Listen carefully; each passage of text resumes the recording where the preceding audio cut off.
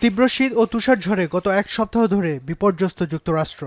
প্রাণহানির পাশাপাশি গেল সপ্তাহের রেকর্ড তুষারপাতে হাজার হাজার ফ্লাইট বাতিল হয়, বিদ্যুৎহীন হয়ে পড়ে কয়েক লাখ মানুষ।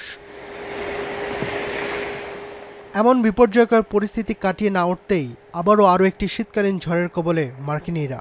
পূর্বাভাস বলছে বম সাইক্লোন নামের ঝড়টি আঘাত হানতে যাচ্ছে নর্থ ক্যারোলাইনা ও ভার্জিনিয়ার উপকূলীয় এলাকায়, যার প্রভাবে তাপমাত্রা কমে ৮ থেকে ১০ ইঞ্চি পর্যন্ত তুষারপাত হতে পারে।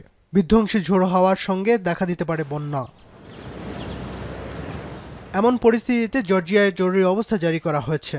সড়ক যোগাযোগ ব্যবস্থা যাতে বন্ধ না হয় সেজন্য জর্জিয়া সহ দক্ষিণ ও উত্তর ক্যারোলাইনা এবং ভার্জিনিয়ায় সম্ভাব্য সব ধরনের প্রস্তুতি নিচ্ছে কর্তৃপক্ষ।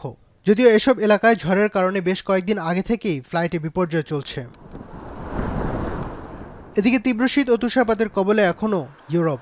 সবচেয়ে বিপর্যয়কর পরিস্থিতি ইউক্রেনের। আগামী ৩ দিন কিছু কিছু অঞ্চলে তাপমাত্রা -30°C পর্যন্ত নেমে যেতে পারে বলে আবহাওয়ার পূর্বাভাসে বলা হয়েছে। জারি করা হয়েছে রেড অ্যালার্ট। অন্যদিকে ২০০ বছরের ইতিহাসের সবচেয়ে বেশি তুষারপাতের শিকার মস্কো।